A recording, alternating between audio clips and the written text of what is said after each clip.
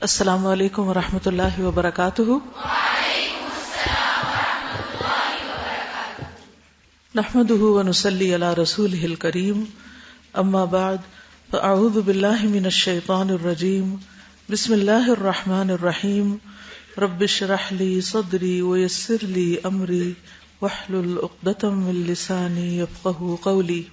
اللہ کے خاص فضل اور رحمت سے آج سے انشاءاللہ ہم پھر آغاز کرتے ہیں اپنے سبجیکٹ کا، میرا جینا میرا مرنا۔ کون ہوتا ہے جو اپنا آپ اپنے رب کے حوالے کر دے، رب کا جو بھی فیصلہ ہو اس کے بارے میں وہ اسے خوش دلی سے قبول کرے، کیونکہ اللہ اپنے بندوں پر مہربان ہے، وہ ان پر ظلم نہیں کرتا۔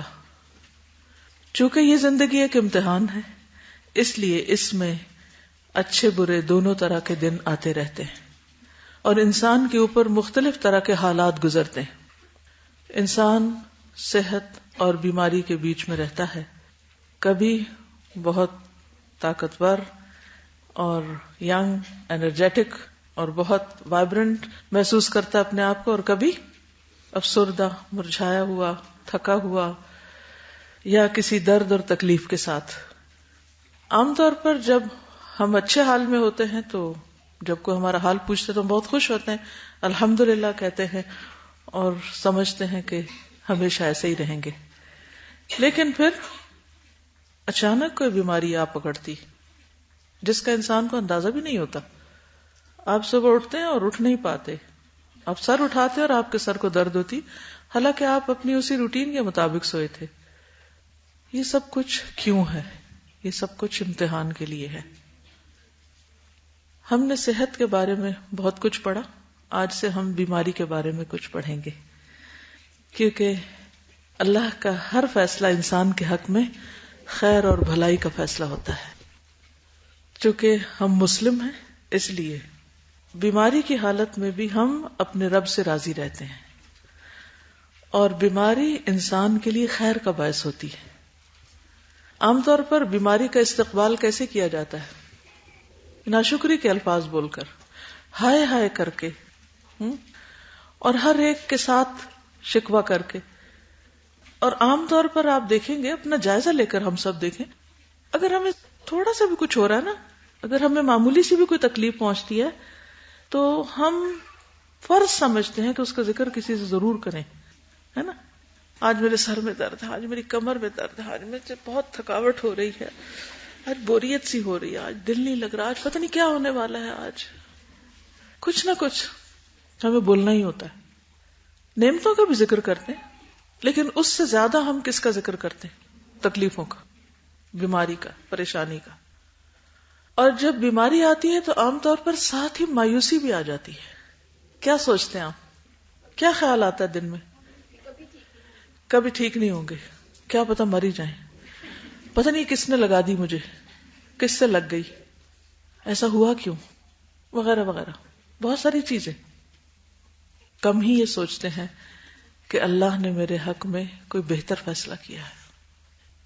بعض اوقات معمولی سی تکلیف ہوتی ہے، آپ ڈاکٹر کے پاس جاتے ہیں، وہ آپ کو ایک اور ٹیسٹ لکھ کے دیتا ہے، اور وہ ٹیسٹ آپ کے لیے ایک بریکنگ نیوز کی طرح ہوتا ہے، ایک شاکنگ چیز ہوتی ہے، اور آپ ایک دم اس کے آگے سرنڈر کر جاتے ہیں۔ یہ کیا ہو گیا؟ اب تو پتہ نہیں کیا ہوگا، اب تو مرنے کے دن آ گئے، میرے ساتھ اچھا نہیں ہوا، میرے بچوں کا کیا ہوگا، شوہر کا کیا ہوگا، اس گھر کا کیا ہوگا، میرے کام کا کیا ہوگا، جاب کا کیا ہوگا، فلاں کا کیا ہوگا، فلاں کا کیا ہوگا۔ ٹھیک ہے، نیچرل ہے، بالکل انسان بہت سی چیزیں سوچتا ہے اور سوچنا چاہیے، اور یہ بیماری کے بغیر بھی سوچنا چاہیے، کیونکہ مرنا تو ہے ہم سب نے ایک دن۔ لیکن اس وقت ہم ایک منفی انداز میں سوچتے ہیں، جبکہ بیماری سے پہلے اگر ہم سوچیں تو مثبت انداز میں سوچیں گے، بہتر پلاننگ کر سکیں گے، کیونکہ ہمارے جانے کے بعد دنیا کا نظام پرفیکٹلی چلتا رہے گا، اس میں فرق نہیں آنا، یہ ہمیں یاد رکھنا چاہیے۔ ہم اپنے آپ کو انڈسپینسیبل نہ سمجھیں کہ سب کچھ ہماری وجہ سے ہی ہوتا ہے، لیکن ہم اپنا رول پلے کر رہے ہیں اور کرتے رہنا ہے انشاءاللہ۔ آزمائش کا آنا تو برحق ہے، آئے گی، اور یہ کوئی بہت بڑی بات نہیں، چاہے وہ بیماری کی شکل میں ہے یا کسی اور شکل میں۔ اہم بات کیا ہے کہ ہمارا ریئیکشن کیا ہے، ٹھیک ہے؟ مسائل تو سب کو پیش آتے ہیں. دنیا میں آپ ڈھونڈے سے بھی ایک ایسا شخص نہیں ڈھونڈ سکتے کہ جس کو کوئی مسئلہ نہ ہو. سروے کر لیجئے, 1000 لوگوں سے سوال کر لیجئے اور ان سے پوچھئے کہ کیا آپ کی زندگی میں کوئی مسئلہ ہے, کوئی پریشانی, کوئی دکھ, کوئی تکلیف, کوئی غم, کوئی رنج, کوئی ناپسندیدہ چیز. ایک بھی ایسا شخص نہیں ملے گا جو اس سے خالی ہو, سب کے ساتھ ہے. لیکن ایسا کیوں لگتا ہے کہ کچھ لوگ انتہائی پریشان اور ڈپریسڈ نظر آتے ہیں جبکہ کچھ لوگ مطمئن بھی نظر آتے ہیں, اور کچھ لوگ بہت ساری تکلیفوں کے باوجود خوش بھی نظر آتے ہیں. اور 3 طرح کے ریئیکشن, یا اس سے زیادہ بھی آپ گریڈنگ کر سکتے ہیں, لیکن عموماً کچھ لوگ انتہائی مایوس تکلیف آنے پر, کچھ لوگ اوکے اس کے ساتھ نبھانا ہے بس ٹھیک ہے, اور کچھ لوگ شکر گزار. اب اس میں افضل درجہ تو شکر گزار ہونے کا ہی ہے, لیکن وہ کیسے ہو؟ وہ صرف اس صورت میں ہو سکتے ہیں جب ہمیں پتا ہو کہ یہ ہمارے ساتھ ہو کیا رہا ہے. اللہ سبحانہ و تعالیٰ کا یہ کون سا قانون ہے جس کے مطابق ہمارے ساتھ یہ سب کچھ ہو رہا ہے, اور اس میں مجھے کس طرح ریئیکٹ کرنا ہے تاکہ میں اس پر وہ اجر کما سکوں, وہ رضا حاصل کر سکوں جس کے لیے اللہ نے یہ ٹیسٹ بھیجا ہے. تو اس کے لیے ہمیں پھر علم حاصل کرنے کی ضرورت ہے, جاننے کی ضرورت ہے. تو آج کا ٹاپک ہوگا کہ بیماری میں مومن کا رویہ. بیماری خیر کا باعث, بیماری خیر کا باعث. شاید پہلی دفعہ یہ آپ سن رہے ہیں اور ہو سکتا ہے کہ کنٹراڈکٹ بھی کریں کہ یہ کیسے خیر. صحیح بخاری میں آتا ہے رسول اللہ صلی اللہ علیہ وسلم نے فرمایا, من یرید اللہ بہ خیرا یصب منہ, اللہ تعالیٰ جس کے ساتھ بھلائی کا ارادہ کرتا ہے اس کو مصیبت میں مبتلا کر دیتا ہے. کوئی تکلیف سوچیے, کوئی مصیبت سوچیے, کوئی غم, کوئی رنج, اور اس کو کیا سمجھیے کہ اللہ نے یہ میرے لیے بھلائی کا ارادہ کیا ہے, اللہ تعالیٰ مجھے اس کے ذریعے کچھ سکھانا چاہتا ہے, اللہ تعالیٰ اس کے ذریعے میرے گناہ دھونا چاہتا ہے, اللہ تعالیٰ مجھے اس کے ذریعے اپنا قرب دینا چاہتا ہے. اور باقی احادیث سے بھی آپ سوچئے کہ کیا کیا فائدے ہیں بیماری کے. تو اس کا کیا مطلب, بیماری مانگنا شروع کر دیں, عافیت ہی مانگیں. لیکن بہت دفعہ ایسا ہوتا ہے کہ عافیت مانگنے کے باوجود بیماری آ جاتی, تکلیف آ جاتی. تو پھر the most important factor is کہ ہاؤ ڈو وی ریئیکٹ, ہم کیا کرتے ہیں. رسول اللہ صلی اللہ علیہ وسلم نے فرمایا, اللہ جب کسی بندے سے بھلائی کا ارادہ فرماتا ہے تو اس کے گناہوں کی سزا بریکٹ میں لکھ لیجئے کیونکہ حدیث کے الفاظ میں نہیں, تو اس کو دنیا میں دینے کی جلدی کرتا ہے, یعنی گناہوں کی سزا جلد دینا چاہتا ہے. اور اگر کسی کے ساتھ شر کا ارادہ کرتا ہے تو اس کے گناہوں کی سزا مؤخر کر دیتا ہے, ڈیلے کر دیتا ہے آخر تک, حتیٰ کہ قیامت کے دن اس کو پورا پورا بدلہ دے گا. یہ سنن ترمذی کی روایت ہے, 2396 اس کا نمبر ہے, خود بھی چیک کر لیجئے.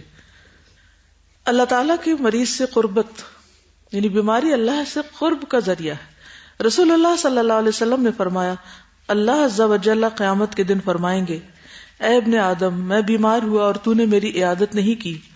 وہ کہے گا, اے میرے رب میں تیری عیادت کیسے کرتا حالانکہ تو رب العالمین ہے.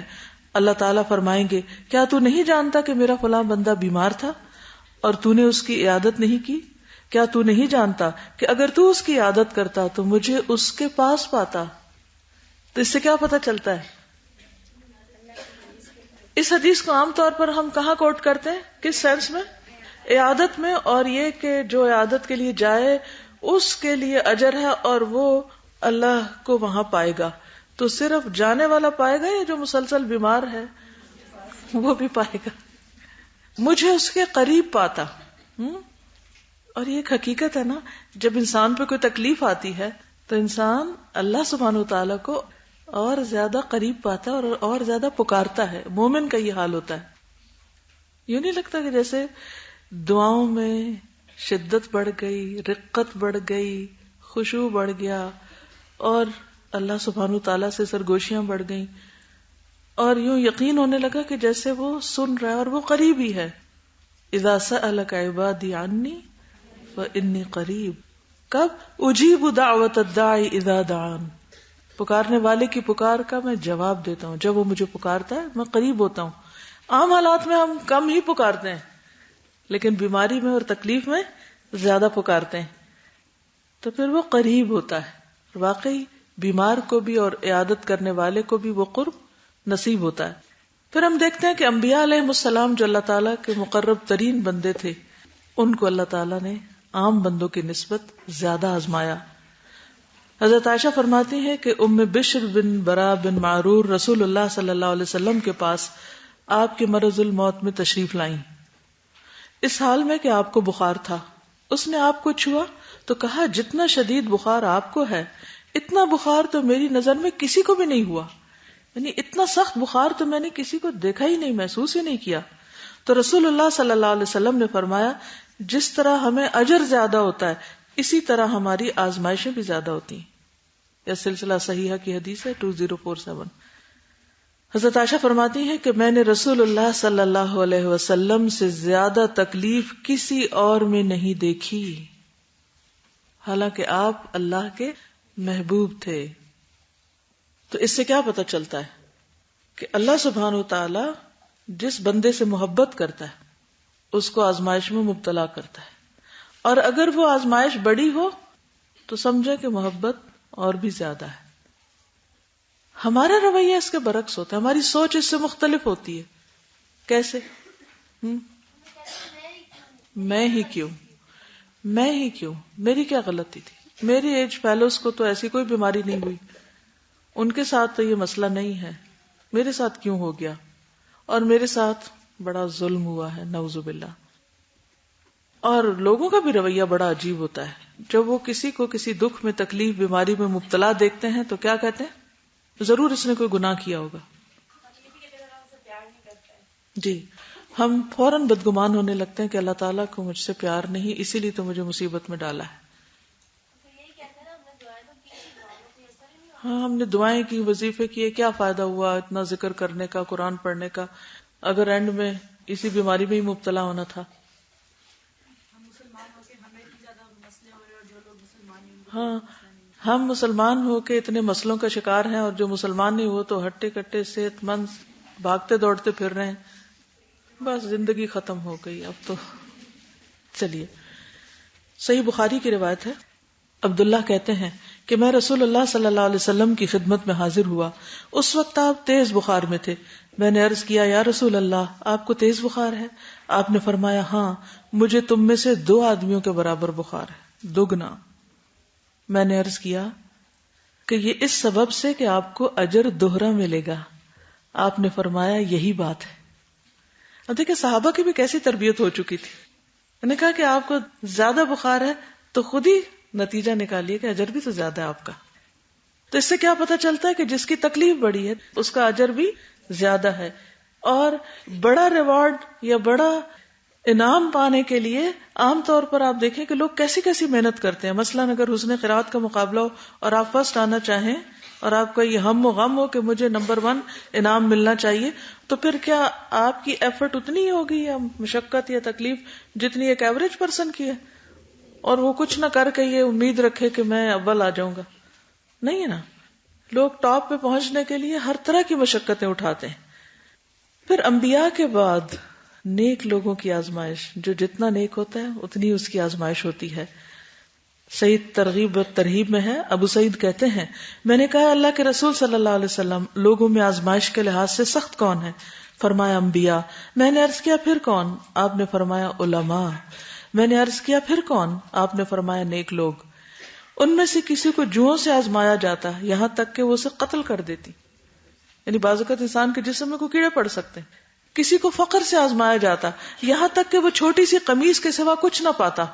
یعنی ہر ایک کی آزمائش کا رنگ مختلف ہوتا ہے. ہم صرف اسی چیز میں کمپیئر کرنے لگتے ہیں جو ہمیں ہوتی ہے اور ہم پہ ڈھونڈتے ہیں اور کس کو ہماری طرح، اور کسی کو بھی نہیں ہوتی وہ. چنانچہ وہ اسے ہی پہن لیتا ہے، یعنی بس ایک ہی کپڑا وہی پہنے جا رہا ہے بار بار. اور ان میں سے کچھ لوگ آزمائش پر بہت خوش ہوتے ہیں، یعنی ان علماء اور صالحین میں سے وہ خوش ہوتے ہیں بنسبت اس شخص کے جو کچھ دیے جانے پہ خوش ہوتا ہے. کچھ لوگوں کو صرف اس سے خوشی ہوتی ہے جب انہیں کچھ ملتا ہے، اور جب انہیں ملنا بند ہو جاتا ہے یا ملتا نہیں ہے، اس میں رکاوٹ آ جاتی ہے، تو پھر وہ غمگین ہو جاتے ہیں، پھر انہیں خوش ہونا نہیں آتا، پھر غم ان کے چہرے پہ چھا جاتا ہے. نہیں، اس وقت بھی مسکرا دیا کریں جب کوئی چوٹ لگے.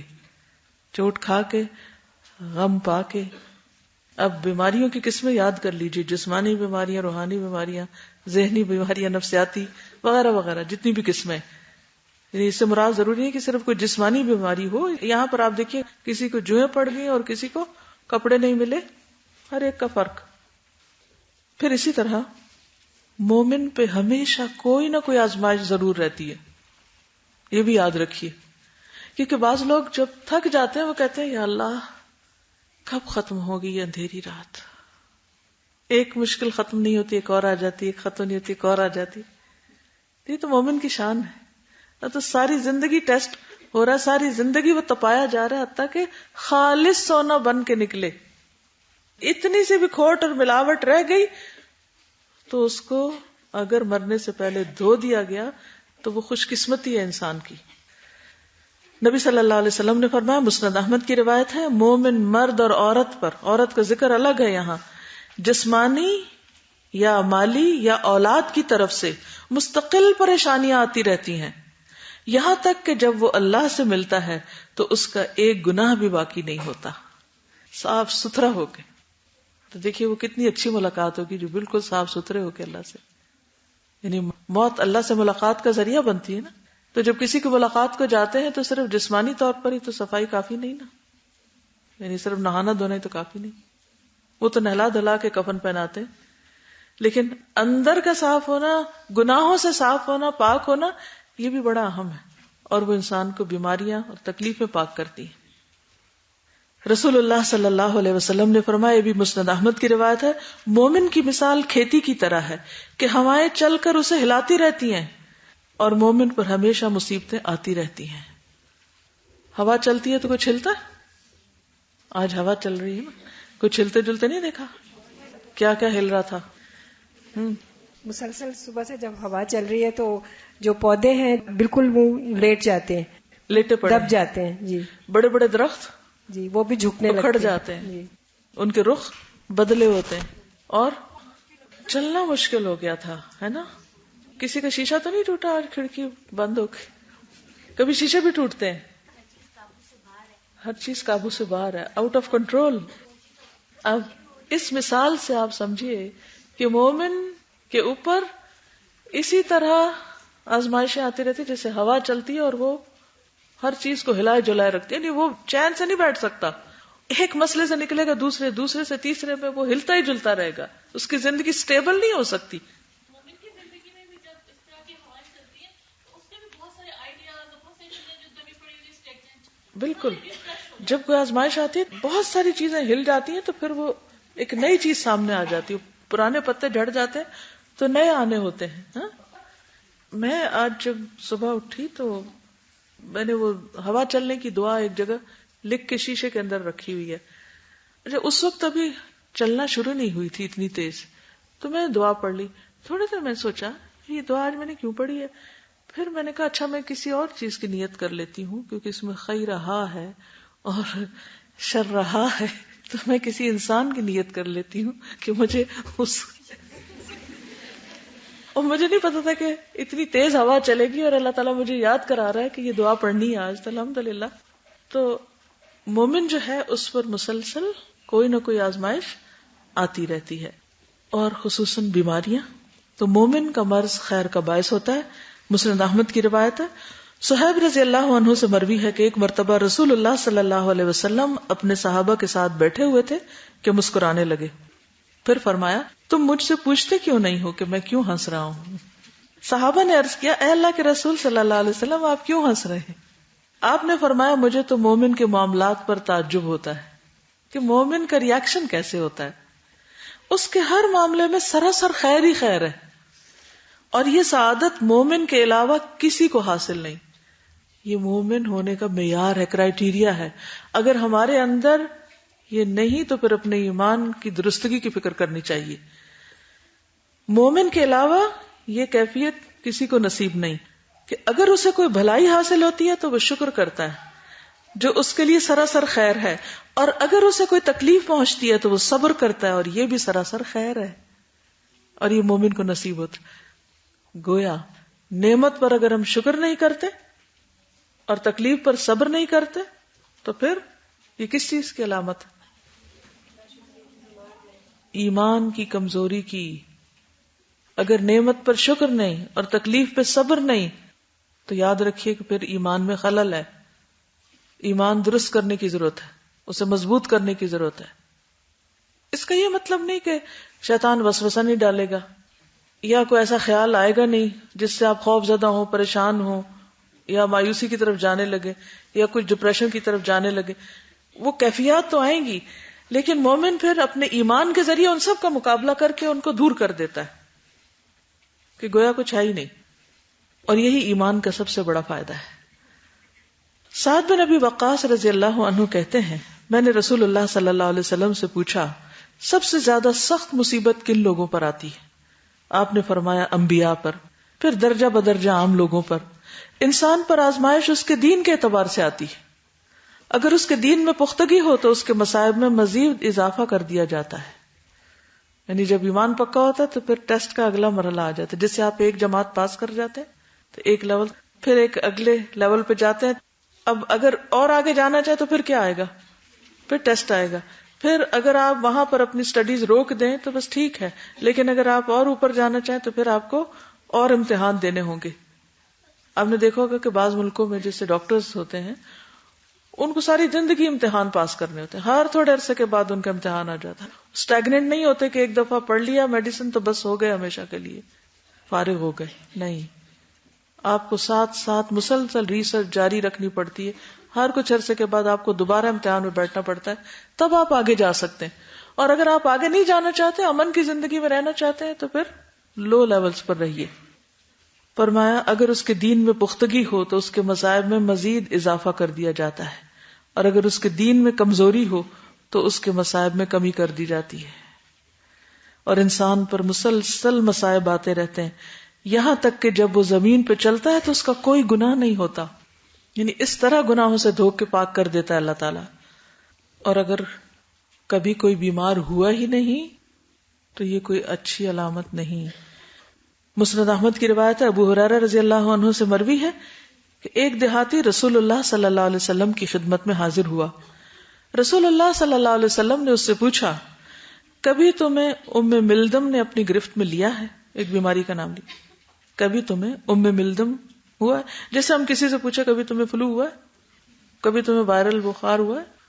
اس نے کہا کہ ام ملدم کس چیز کا نام ہے؟ اسے اس بیماری کا نام ہی نہیں پتا تھا. فرمایا جسم اور گوشت کے درمیان حرارت کا نام، یعنی بخار سمجھے. اس نے کہا کہ میں نے تو اپنے جسم میں کبھی یہ چیز محسوس نہیں کی. پتہ نہیں جب بخار چڑھنے لگتا جسم ٹوٹ رہا ہوتا ہے اور ایک دم جسم گرم ہونے لگتا ہے. اس کا مجھے تو کبھی ایسا کچھ نہیں ہوا. پھر آپ نے پوچھا کیا کبھی تمہیں صداع نے پکڑا ہے؟ اس نے پوچھا صداع سے کیا مراد ہے؟ صداع کیا ہوتا ہے؟ سر درد. آپ نے فرمایا وہ رگیں جو انسان کے سر میں چلتی ہیں اور ان کی وجہ سے سر کو تکلیف ہوتی ہے. بلڈ پریشر بھی کہہ سکتے ہیں آپ، یعنی اس سے بھی سر درد ہونے لگتی ہے اور سر میں جو رگیں ہیں ان کی وجہ سے تکلیف. اس نے کہا کہ میں نے اپنے جسم میں کبھی یہ تکلیف محسوس نہیں کی، یعنی میرے سر کی طرف کوئی تکلیف نہیں کی. جب وہ چلا گیا تو نبی صلی اللہ علیہ وسلم نے فرمایا جو شخص کسی جہنمی کو دیکھنا چاہتا ہے اسے چاہیے کہ اس کو دیکھ لے، کیونکہ بیماری انسان کے گناہوں کو دھوتی رہتی ہے، پاک کرتی رہتی ہے. تو اس پر کبھی فخر نہیں کرنا چاہیے کہ ہم تو آج تک بیماری نہیں ہوئے.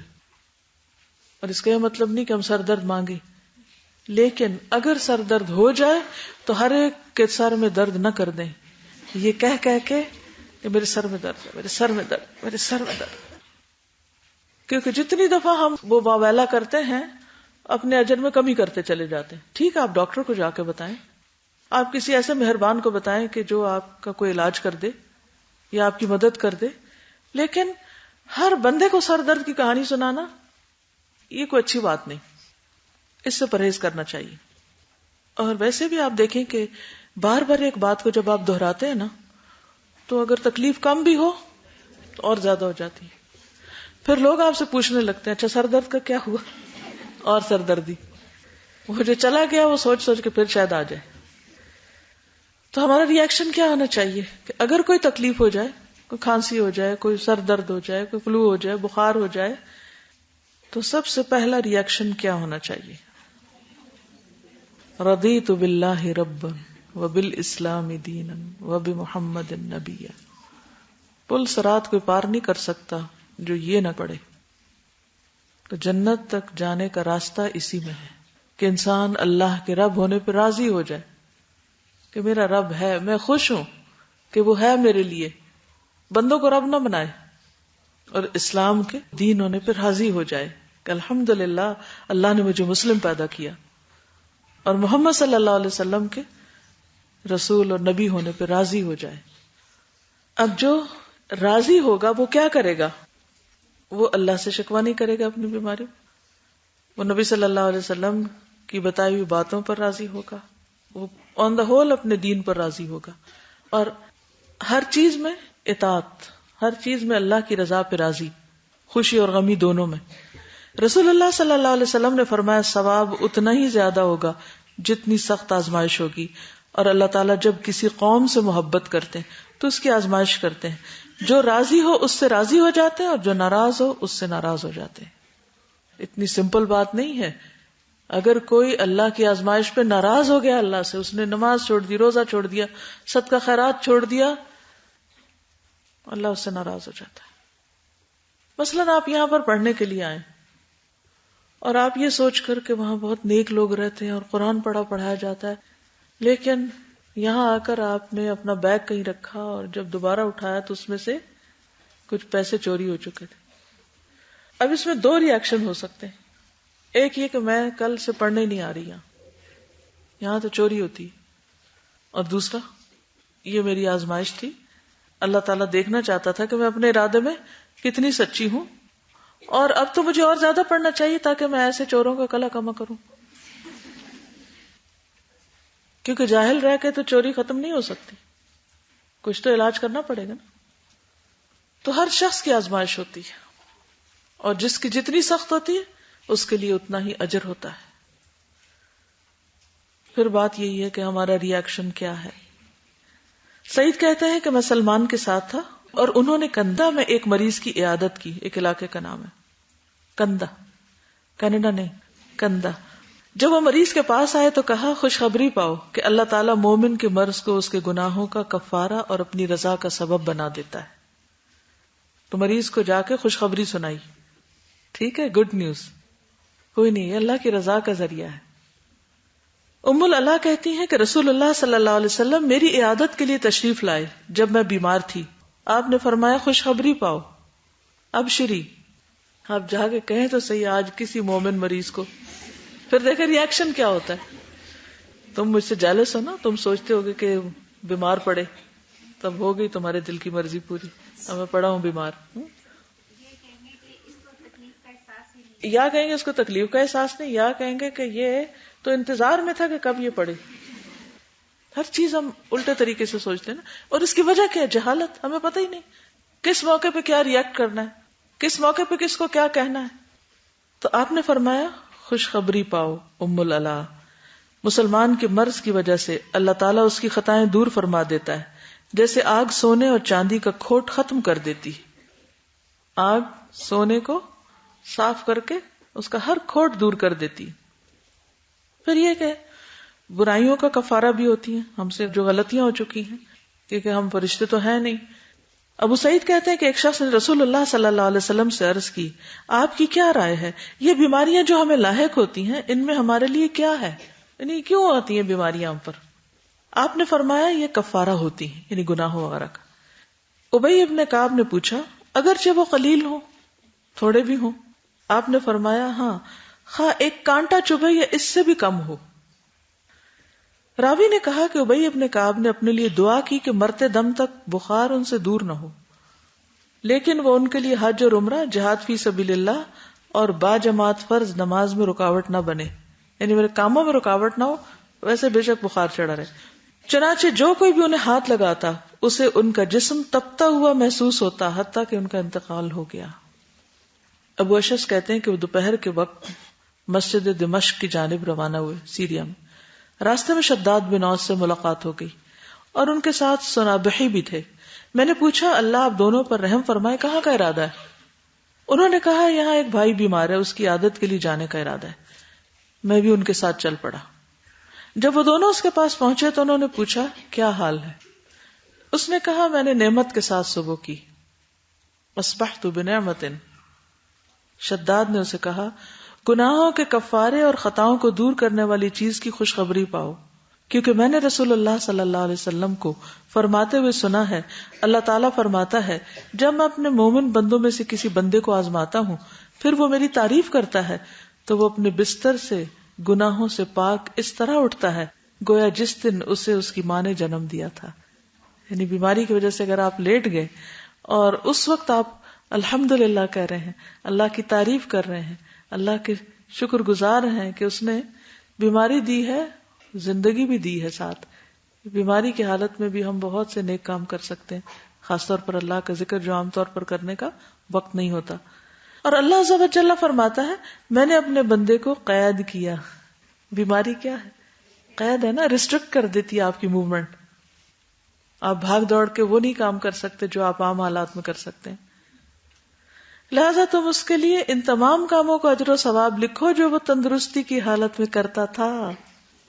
کتنی بڑی بات ہے، یعنی بیماری سے پہلے جو جو کام یہ کرتا تھا اور اب بیماری کی وجہ سے نہیں کر پا رہا وہ لکھ لو۔ اس لیے ہم سب کو اپنی صحت کو غنیمت جاننا چاہیے اور اس میں خوب خوب نیکیاں کرنی چاہیے تاکہ بیماری یا بڑھاپے کی وجہ سے اگر بریک آئے تو اجر میں بریک نہ آئے، اجر ملتا رہے۔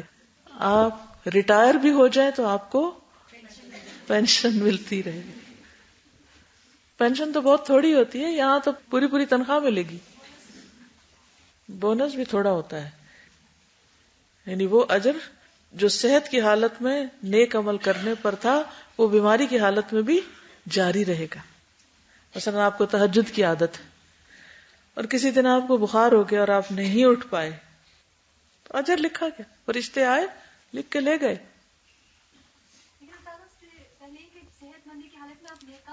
بالکل وہ کنٹینیو کریں گے نا۔ اگر آپ نے کہیں کوئی جاب کی نہیں، ٹیکس جمع ہی نہیں کرایا تو آپ کو پینشن کہاں سے ملے گی؟ پینشن کس کو ملتی ہے؟ جو کام کرتا ہے۔ اور کس کی کتنی پینشن ہوتی ہے؟ اگر آپ چھوٹی موٹی ویجز پر ہی کام کر رہے ہیں، بس پارٹ ٹائم کام کر رہے ہیں، تھوڑا بہت کر رہے ہیں، بس ایسے ہی کام ٹلا رہے ہیں تو پھر پینشن بھی اسی حساب سے ملے گی۔ اور اگر آپ اپنی صحت اور جوانی کی حالت میں میکسیمم نیک کام کر رہے ہیں تو انشاءاللہ جب آپ ریٹائر ہوں گے تو اسی حساب سے جب تک زندہ ہے آپ کو ملتا رہے گا اجر۔ لیکن ہم سب سے بڑا ظلم جو اپنے اوپر کرتے ہیں وہ یہ ہے کہ ہم اپنی زندگی کی، اپنے وقت کی، اپنی صحت، اپنی طاقت، جوانی کی قدر نہیں کرتے، انہیں غیر ضروری کم اہم کاموں میں لگائے رکھتے ہیں، ان امپورٹنٹ، پیٹی، چھوٹی چھوٹی باتوں پہ سوچ سوچ کے پریشان، جو اس طرح ختم ہوگی کہ کبھی یاد بھی نہیں آئے گی کہ وہ بھی کبھی زندگی میں تھی۔ اگر آپ ان مسائل کی لسٹ بنائیں جو آپ کو آج سے 5 سال پہلے پیش آئے یا 10 سال پہلے، اور پھر آج دیکھیں وہ کدھر ہیں، آپ کو اپنے بچپن کے کوئی مسائل یاد ہے، کوئی جوانی کے یاد ہے؟ وقت کے ساتھ ساتھ سب ختم ہوتے رہتے ہیں، تو ایسی باتوں کو پلے باندھ کے نہیں رکھنا چاہیے، وہ یاد رکھنے کی چیزیں نہیں ہیں کہ آپ اپنی ہرٹس کو بار بار کرید کے اور پھر آپ رونا دھونا شروع کر دیں اور اپنے آپ کو دکھی کر لیں۔